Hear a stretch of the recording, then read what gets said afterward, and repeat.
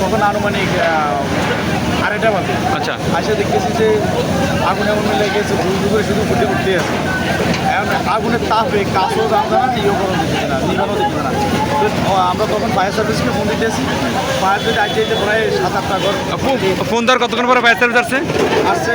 Phone দেওয়ার পরও আধা ঘন্টা লাগে। আধা ঘন্টা লাগছে। আধা ঘন্টা লাগছে। এরপরে আসার পর কি ওনারা কি আগুন নিবানোর কাছে? তারপরেও তাদের যে মেশিনটা ছিল, মেশিনটাও তাও 10 মিনিটের মতন। একজন বলে আধা ঘন্টার মতো নাকি মেশিনটা কি বন্ধ ছিল? স্টার্ট হইতে এটার সমস্যা হয়েছিল, পানি আসতেছে না, মানে তাদের টেকনিক্যাল সমস্যা ছিল।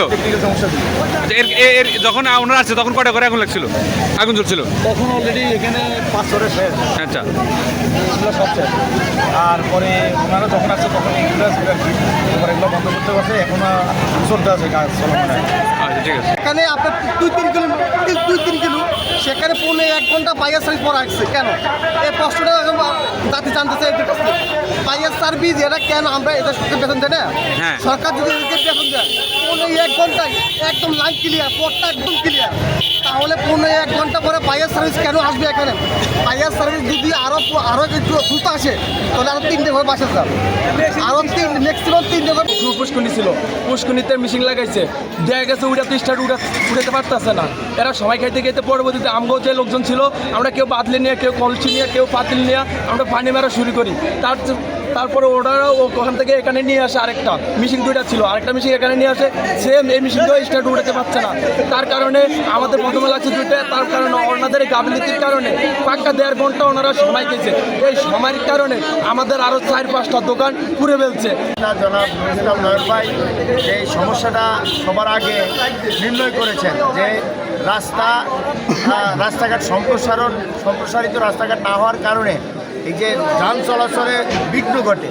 যে ফায়ার সার্ভিস হাজিরহাট থেকে এখানে 10 কিলো পথ আসতে, যদি তারা নির্বিঘ্নে আসতে পারতো তাহলে আরও আগেও আসতে পারতো। তাদের আমি আগেও বলেছি যে উপজেলা সদরে ফায়ার সার্ভিসের স্টেশন অবস্থিত, সেখান থেকে এই ঘটনাস্থল প্রায় 10 কিলোমিটার। এই 10 কিলোমিটার পথ অতিক্রম করতে আমাদেরকে হয়তো সর্বোচ্চ 10 মিনিট সময় লাগার কথা।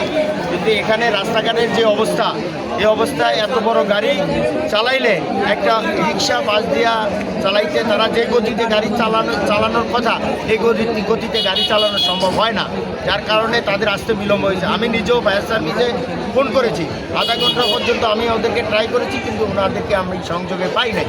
হ্যাঁ, তো এই পাম্পে মাঝে মাঝে দুটো পাম্পে একটু প্রেশার কম থাকাতে পানিটা স্পিড পায়, একটু প্রবলেম করেছে। এতে পাম্পে প্রবলেম করেছে, পুরোপুরি বন্ধ ছিল না। এখানে আসার পরে তো আপনারা প্রায় 1.5 ঘন্টার মতন আপনার সময় নিচ্ছেন, যারা ছিল তারাই বলছে যে 1.5 ঘন্টার মতো সময় নিচ্ছেন, আপনার পানি দিতে পারেন না। সেটার কারণটা পানির অবহেলাতে দোকান সব